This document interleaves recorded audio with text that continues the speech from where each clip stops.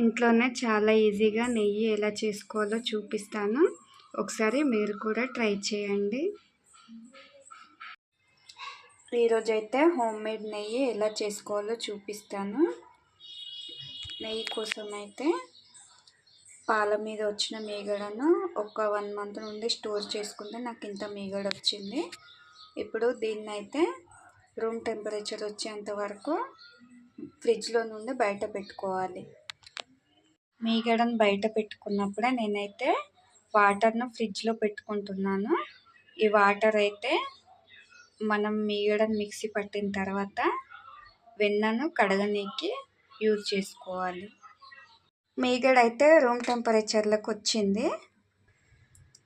ఇప్పుడు ఒక mixie jar తీసుకొని ఈ మీగడను అందులోకి వేసుకొని మిక్సీ పట్టుకోవాలి. ఇప్పుడైతే దీన్ని మిక్సీ పట్టుకోవాలి.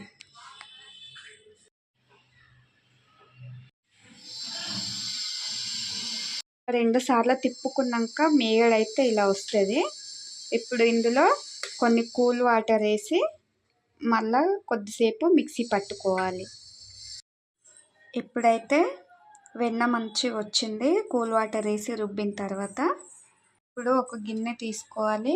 నేనైతే నెయ్యి ఏ గిన్నెలో కాగబెట్టుకోవాలనుకుంటున్నానో అదే గిన్నెలో వేసుకుంటున్నా. ఇలా కొంచెం కొంచెం వెన్నను తీసుకొని గిన్నెలో వేసుకోవాలి.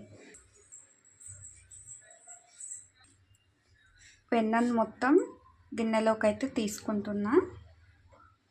కూల్ వాటర్తో వెన్నని 2-3 సార్లు నీట్గా కడగాలి.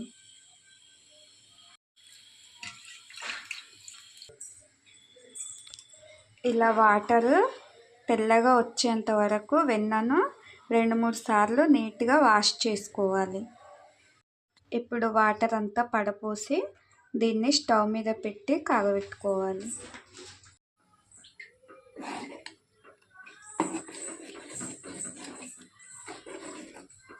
ఇలా మధ్య మధ్యలో కలుపుతూ స్టవ్ని లో ఫ్లేమ్లో పెట్టి మొత్తం కరిగించుకోవాలి.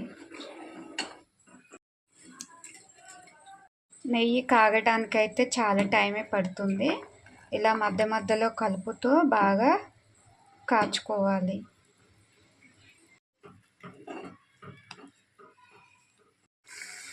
మధ్య మధ్యలో కలుపుతూ ఇలా బాగా కావించుకోవాలి.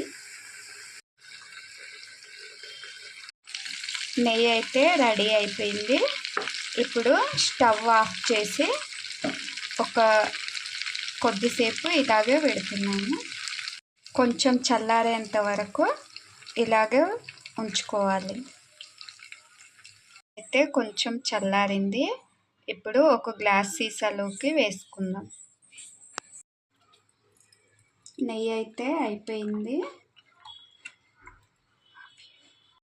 కదండి. ఇంట్లోనే చాలా ఈజీగా నెయ్యి ప్రిపేర్ చేసుకోవచ్చు. వీడియో నచ్చినట్టయితే లైక్ చేయండి, షేర్ చేయండి, ప్లీజ్ సబ్స్క్రైబ్ చేసుకోండి. Thank you for watching.